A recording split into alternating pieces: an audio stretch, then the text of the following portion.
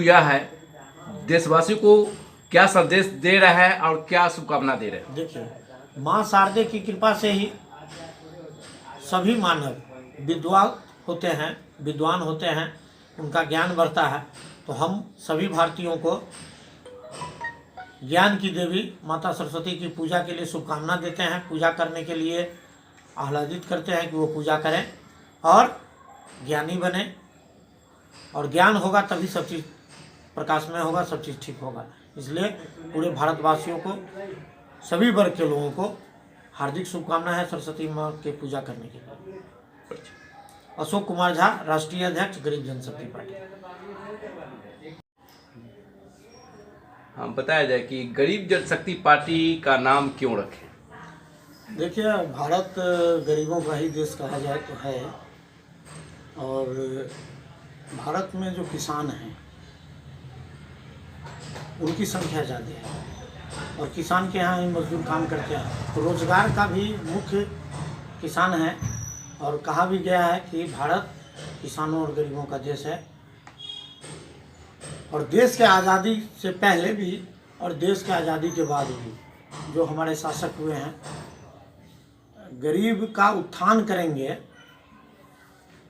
इसी प्रचार से सरकार में जाते हैं, लेकिन गरीब का काम नहीं करते हैं।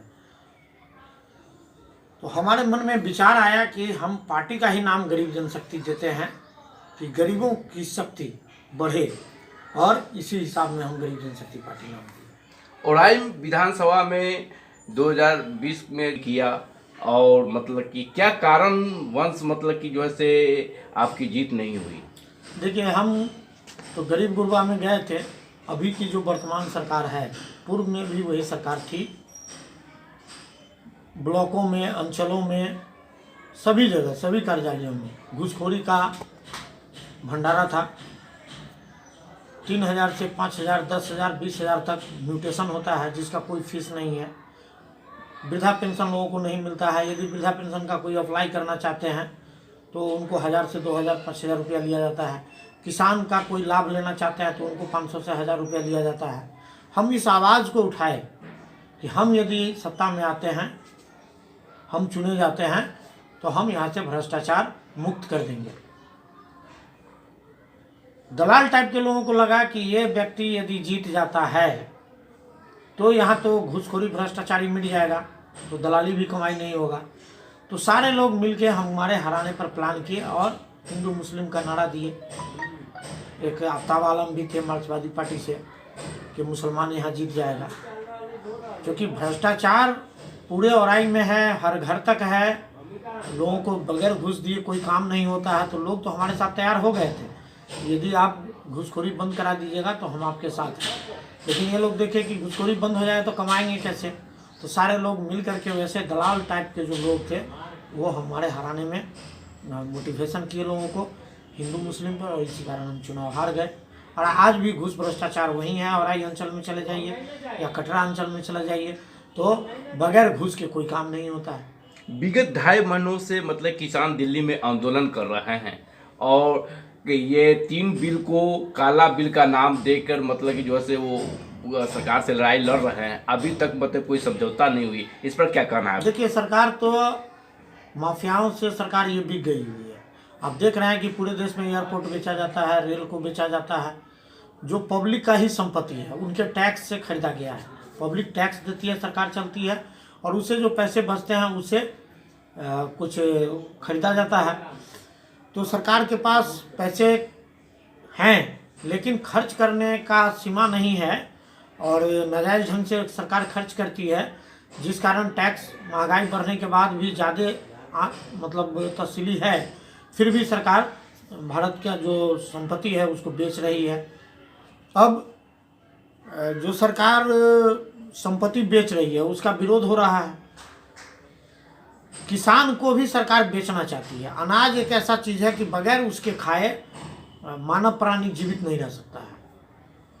तो व्यापारी लोग जब देखा कि हम बाकी सामान नहीं बेच पा रहे हैं तो अनाज पर ही कब्जा करें, तो कृषि बिल लाने के लिए सरकार को प्रेरित किया या दबाव बनाया, और सरकार ऐसा बिल लाई है कि अनाज का स्टोर कोई एक व्यक्ति भी भारत में कर सकता है पूरे भारत के अनाज को।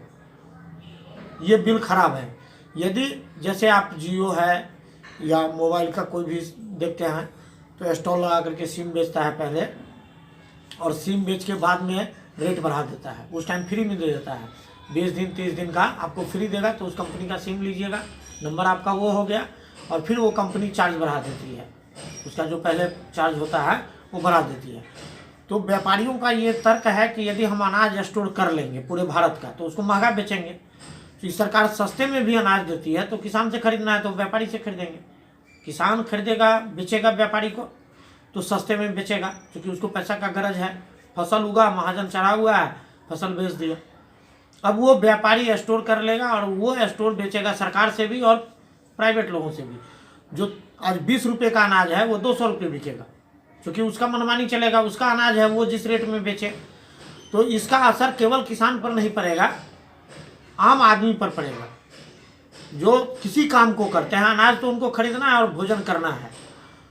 तो इसी कारण जो बुद्धिस्ट लोग हैं, जो अच्छे लोग हैं, जो जानकार लोग हैं, किसान आंदोलन की शुरुआत किए, क्योंकि वो भारत के नागरिक भी हैं और किसान भी हैं। उनके बच्चे भी पढ़ाई करते हैं या कुछ भी करते हैं, किसी उद्योग में लगे हैं। तो किसान के अनाज का भंडारण का क्षमता किसी पब्लिक को नहीं मिलना चाहिए, इसके लिए ये आंदोलन है। और सरकार को इस कानून को हटा देना चाहिए, या कानून में ऐसा संशोधन करना चाहिए कि पूर्व में जो था कि अनजान अनाज का भंडारण कोई प्राइवेट आदमी नहीं कर सकता है, उस कानून को लाना चाहिए। भंडारण करते कोई पकड़ा जाता है, उसके 10 साल 20 साल सज़ा का उपाय होना चाहिए। लेकिन सरकार तो बिकी हुई है, तो ये करना नहीं चाहती है। और राज्य में राम सूरत राय जी विधायक बने, उसके बाद मंत्री बन गए, और मतलब कि जैसे काम भी अपने कर रहे हैं। आपका क्या है? देखिए, हम राम सूरत जी से एक ही चीज़ कहेंगे कि घूसखोरी भ्रष्टाचारी जो औराई में है उसको तो बंद कराएं, मंत्री हो गए तो तब उनका पावर समझेंगे, या नेक विचार उनका समझेंगे। राम सूरत जी से हमारा वैसे भी पर्सनल रिलेशन कोई ख़राब है, ऐसी बात नहीं है, लेकिन उनकी अच्छाई तभी दिखेगी। उनके सरकार में पूर्व में क्या हुआ अब जाने दें, अभी से भी तो ठीक कर दें। जिस दिन औराई और कटरा प्रखंड में घूस से काम नहीं होगा, बगैर घूस का होने लगेगा, उस दिन हम राम सूरत जी को मान लेंगे कि अच्छी पार्टी में हैं और अच्छा इनका विचार है। चलिए। अशोक कुमार झा, राष्ट्रीय अध्यक्ष, गरीब जनशक्ति पार्टी।